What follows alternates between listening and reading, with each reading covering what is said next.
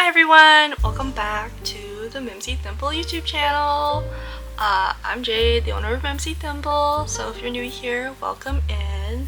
Today we're doing some market prep for the 4th Street Night Market, and it'll be super quick because there's no prep needed to do. I did really bad at my last market. I didn't sell a lot of like plushies and stuff. I just sold a little, like only the little things.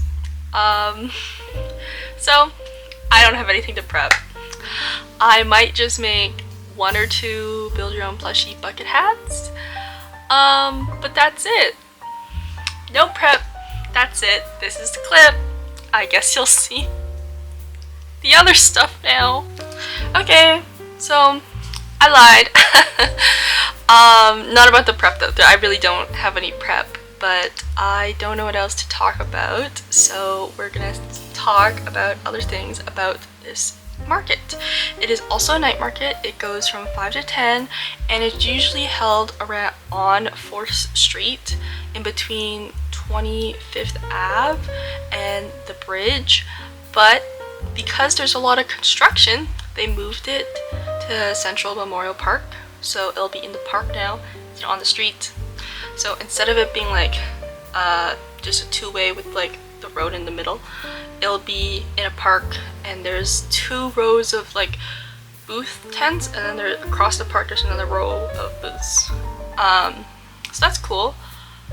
I haven't looked at the people who will be vending at this market. I actually don't know if there will be a lot of crocheters or if there won't be, but again, just like last market, I'm not too worried. My BYOPs are pretty different than everything else, so not too worried.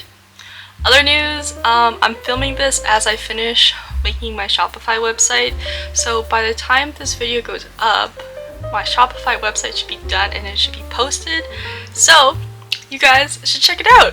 I worked so hard on it. It took me 3 months. I worked really hard on it, so if you want to look at it, you can. If you don't want to buy anything, that's fine. I have free patterns as well for all the fellow crocheters out there. But yeah, so really excited about that. Also, huge thank you to everyone who's been following along on my small business journey. Really appreciate it.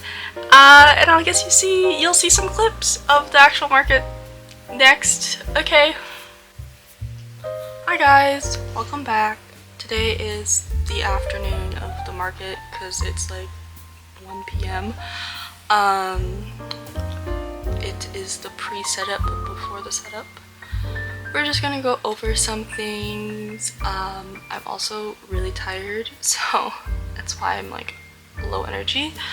But to start off with, we're going to the 4th Street Night Market, and normally it is on 4th Street, but there's construction, so they actually moved the market location to Central Memorial Park, which is right across from Sheldon Schumer Hospital. So it's in a park now, and I've never had a market there, but I've seen markets there before. And whenever I've gone like to talk to the vendors and stuff, like, oh hey, like how are you, what's your business about type thing, all of them have said, oh, this is such a great like place for exposure, like you get so many followers on Instagram or on your socials, but no one buys here because like they're either getting off a shift at work or they're just like grumpy because it's like end of day. And we're right across from the hospital, so there is a lot of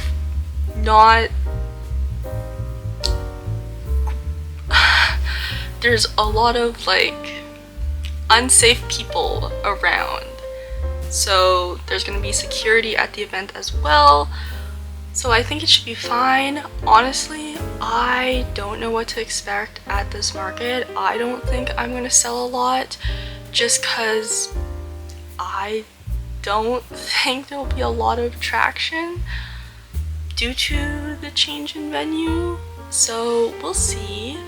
The Inglewood Night Market, if you watched my last vlog, I did not do as great as well. I only sold around 300, so if I sell around 300 for this market, I'll be pretty happy because then I would have made back the booth table fee, and I didn't have to get any new yarn, and I didn't have to get any new supplies for this market. I didn't even have to crochet any stock for this market because I did not sell a lot at Inglewood, so that's good.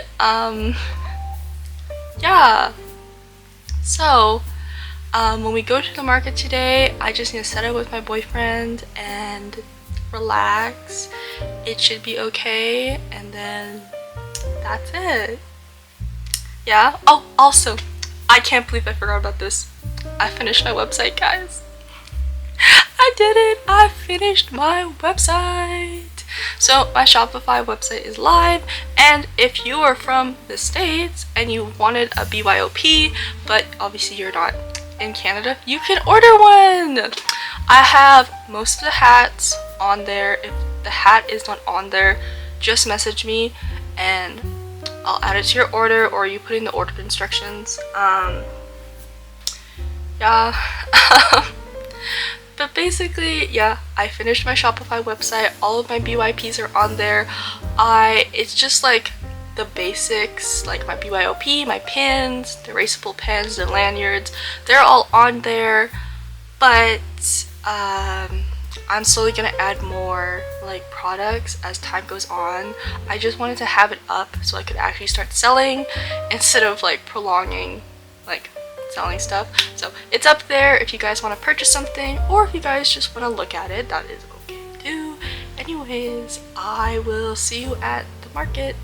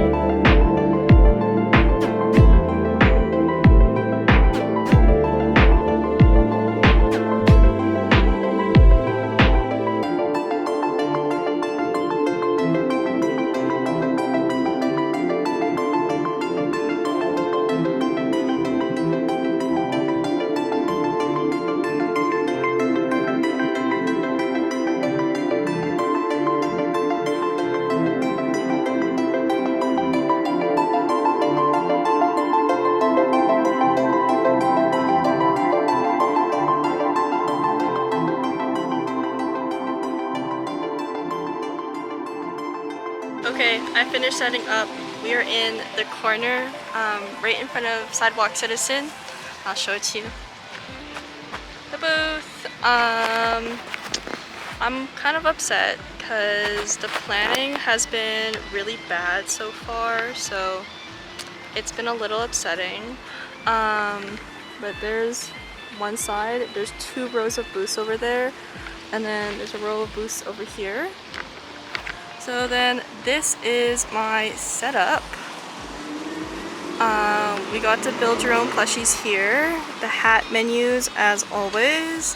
Extra ducks. Signage. The hats. The lanyards, the market deal. So if you buy a lanyard, you buy a pin, you get them for $15 instead of $20. And then there's all the other plushies I make that are just old stock I'm trying to get rid of. Keychains, stitch markers, mystery bags, custom bucket hats, just some extra signage so we're clear, mystery bags, and some winter hats because it's getting close to fall. And those are the small mystery bags. Yeah, but this is the booth. It's so far been really quiet. But yeah, that's pretty much everything that's been going on. I don't have high hopes, but we'll see.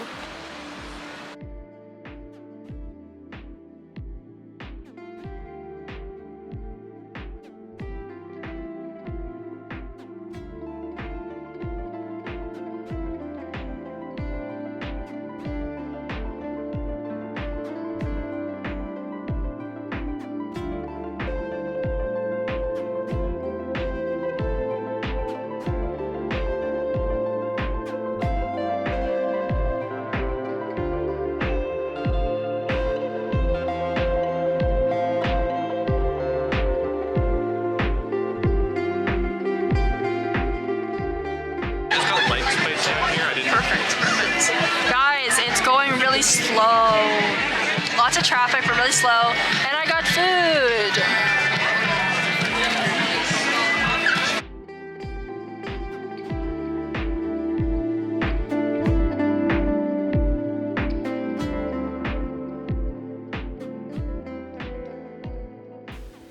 Hello everyone, and welcome back to the aftermath of the 4th Street Night Market debrief section. Okay, so going over what happened in the debrief. So for those of you who don't know, usually the 4th Street Night Market is right on 4th Street in Calgary, right before 25th Ave. But this year they're actually restoring the bridge and doing construction there, so it's closed. So then we got, as vendors, we got a last minute email saying that there was a venue change. Instead of the 4th Street being the venue, it was actually going to be Central Memorial Park. So for those of you who don't know, Central Memorial Park is right across from Sheldon Schumer Hospital, and it's kind of known for not having, like, not the safest place. There are a lot of people there that have unfortunate circumstances. There's lots of homeless people around there, so it, like, I feel bad for them, but like, yeah, so that's kind of what that park is known for. But the organizers for the 4th Street Night Market did provide security from 12 p.m. to midnight, which was good. So there was security patrolling the whole park and all the vendors, making sure we were all safe, and, you know, there was no one stealing stuff and all of that fun stuff. So that was good. Nothing was stolen. Everything went fine. My booth placement was the corner booth of, like, the back. So how it was set up is that there was 2 rows. On one side of the park there was 2 rows of booths, and then across the fountain there was one more row of booths, and mine was the corner end. I'll show, like, a map here while I'm talking, but my booth was number 33, so it was on the corner. Another unfortunate thing that happened was right behind my booth was Sidewalk Citizen, which is a restaurant, and the restaurant was actually hosting a wedding, which, like, congrats to the married couple. However, it was really loud. The music was very loud, and then it overlaid on top of the music that the festival was having, on top of the music that, you know, random people were just playing in the park. So it was like Taylor Swift was playing on one speaker, Pharrell Williams was playing on another speaker, and then Careless Whisperer was playing on the saxophone. So it was a lot of sensory overload, especially for, like, an introverted person like myself. It was definitely like I don't know what's going on, I'm very stressed right now, like, a lot of stuff going on. That note, on the stimulation, the planning usually for these markets are pretty good. Usually you can find parking, usually the, like, instructions are very clear how to get to the market, how to set up. Unfortunately, due to the venue change, the setup for the Central Memorial Night Market was very disorganized. Like, I have a lot of complaints about it, and my boyfriend does as well, because, you know, he's the one who drove me there, so obviously, like, the driver would have complaints about it. And usually every single time I've set up for a market so far, they have instructions on how the road's gonna look. Like, the road will be blocked off, and this is how you will, like, get onto the road. However, for this market, because we were in a park, okay, what they wanted us to do was to come up and then turn onto this road, 13th Street, I think, turn onto this road. And usually if I was at, like, Inglewood Night Market, the market, like, that road would have been blocked off. There would have been people in, like, high-res vests, like, with pylons everywhere, and be like, okay, you can go down, okay, you can go down, and there would have been, like, no parking signs. And they told us to set up, come to set up for 3 p.m. So I did come to set up for 3 p.m. However, there was no pylon set up, there was no parking signs, and there was no traffic control. No one was there to do it. It was just kind of like drive and set up. And due to this, a lot of vendors ended up coming super early and parking in the loading zone where we were supposed to unload our products. So it caused basically a big traffic jam because, first of all, super disorganized. Second of all, there was so many cars parked in places that they shouldn't have been parked. There were so many cars parked in driveways, like other people's driveways, that they shouldn't have parked there. And then there was just a problem of the vendors who came to set up early parked in the loading space where I'm supposed to unload and other vendors are supposed to unload, and they didn't move their car because they're like, well, how can you enforce it, right? So that caused a little bit of an issue. And then the other thing with parking is usually when you go to an event as a vendor, like they tell you in the instructions, like you can park here, but you can't park here because, like, you know, for customers and stuff. But they didn't have that, so my boyfriend ended up parking like 2 blocks away. And then parking is fucking expensive. It was like $10 to park. $10 fucking dollars to park. That's crazy. So then he had to walk over, and you know, I'm just one person setting up my tent, and I could ask other like vendors to help me, but I am socially awkward and I kind of fear that. And also my tent, the way you set it up is not just you push it up from the middle and it pops up. It's like a 10-step process. My arm is sore. It feels like I did like 30 reps. Like, I am sore, okay? So I need my boyfriend to help me. So I'm like organizing my table, and he comes in and he helps me set up the table, and like he helps me set up the tent, which is fine. And then, you know, we're selling and stuff, and I had no expectations for this market. I had absolutely zero expectations. Like, due to the venue change, I did not think I was going to sell at all. I thought it was going to be like a high traffic situation, like a lot of foot traffic, but not a lot of like conversions into sales, which I was partly right about, guys.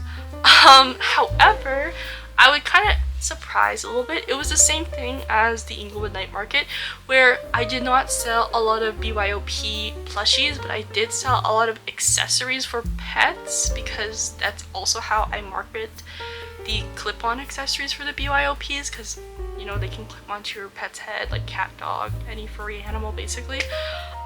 So I did sell a lot of those, and then I sold a lot of mystery bags as expected, a lot of stitch markers, a lot of erasable pens. Did not sell a lot of pins, unlike Inglewood, but basically I sold a lot of little items, which is good. And I ended up, the booth fee was $200, and I ended up making around like $300, which is about the same as Inglewood. It's not like a great profit, because, you know, then I would have only made like $100 in profit. So not great, but like not horrible. Like I didn't make zero, which is honestly my worst nightmare. But yeah, so that's cool. Also, I didn't have any lights, and I thought, like, you know, in Calgary it gets dark around like 9:30, but it's not like actually dark. It's still like light out. It's just like a little bit dimmer per se. So I brought like one light. It was like a camping lantern, because I don't usually do like markets in the dark, so I thought it was gonna be fine. It ended up being way darker than I thought, because again, we were in a park, there's no street lamps, so it's just darkness. Let's talk about customer experiences. Was there a couple rude customers at this market? No. Not necessarily rude, just some offhand remarks or some weird comments that I'm not sure how to interpret, because I'm not sure if they meant it in a rude way or they just like have no social awareness and are like, ha ha ha, I'm just gonna say this comment. So for instance, the traffic cone plushies that I made, I sold 2 of them. First of all, I sold 2. I knew there was a market for them, okay, and people bought them, so you know what, I was right in the end. But basically, there was this lovely couple that came in, and they were looking at the traffic code clip-on hats for the Build Your Own plushies, and they're only $5. So I was telling them that, and they're like, oh, I wish I had a bigger version of this. And I was like, oh, I do. I have plushies. They're just over there. And I point to like my little basket that's like holding them, and they look at the price, they're like $20 for this. And I was like, yeah, it takes me about 3 hours to make it, and uses 2 different types of yarn, and you know, I charge myself hourly or per minute depending on what it is. And they're like, girl, that's not worth that much. And I'm like, well, I think it's worth that much. You don't have to get it, but I'm just explaining like what goes into the price of it. And I know I don't need to explain that, but like just the way they said it was like, and the look they gave me was kind of like, okay, I get it, maybe I'll drop the price a little bit. Because then I was discussing it with my boyfriend after they left. I was like, maybe I should drop the price. For reference, guys, it's $20 for the traffic cone plushie.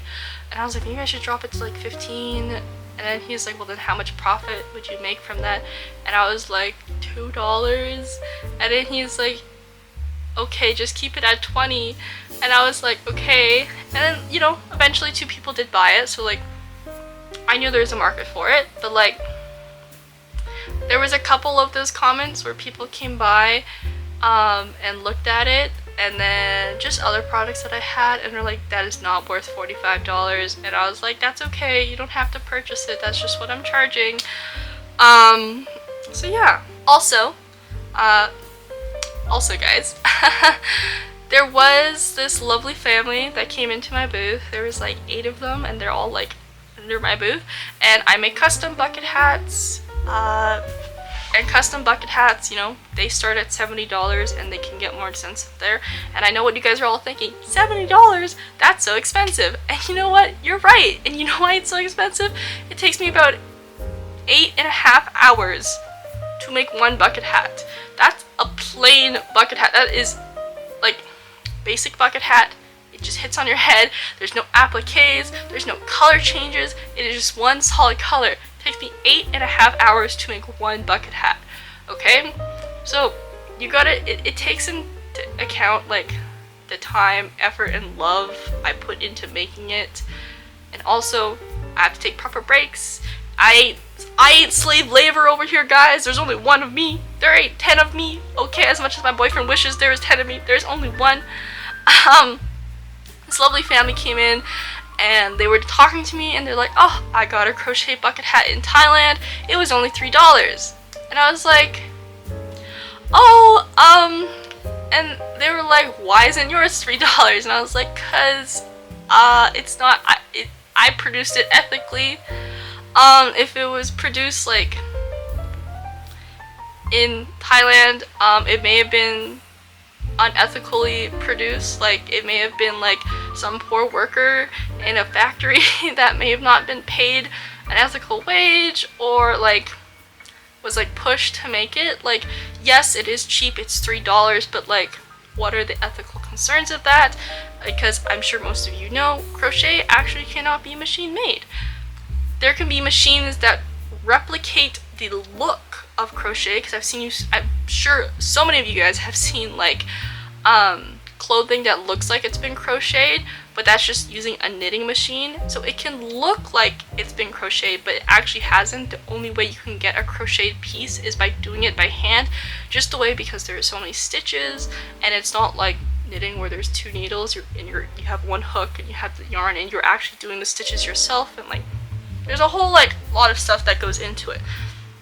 So I basically, long story short, basically I go into talking to this family, and I'm like, oh yeah, this is probably why it was $3, because it wasn't as like ethically made, and like all of this stuff. And like I already knew that they weren't gonna get the bucket hat, because you know, you can just tell by customer types. Like you just know that they're not gonna get it. It's not a big deal to me. And I'm like, yeah, that's why it was $3.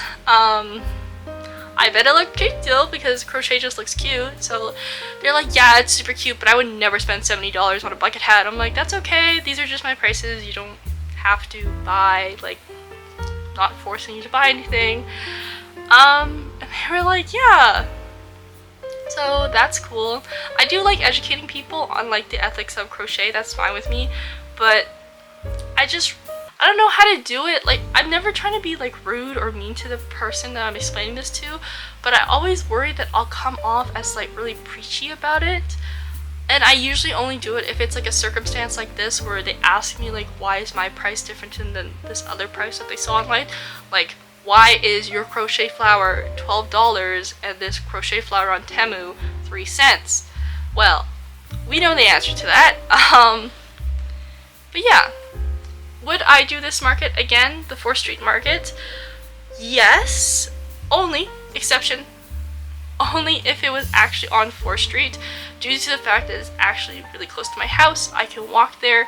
It will be easier to set up, easier to take down. There will be actual like traffic control and like it'll be better set up.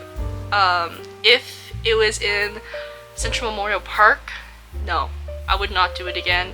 I do not recommend that space as a venue. If you are going to go to that space, I would say the organizers have to be more organized, have better structure, better rules. They should enforce the rules. Like, I also just didn't feel safe vending in that area due to the high influx of, you know, homeless people or just shady people in general. Like, I'm really thankful that my boyfriend was there with me, because there was a couple times where people would just wander into my booth and they would do some questionable things. I'm just gonna leave it as that because it's not TOS friendly, but they would do some questionable things, and I'm really glad that my boyfriend was there to support me, or otherwise I would have felt very unsafe as a woman being alone in a park at night with other vendors. Like, there's other people there and there's security patrolling, but like there's still that level of uneasiness.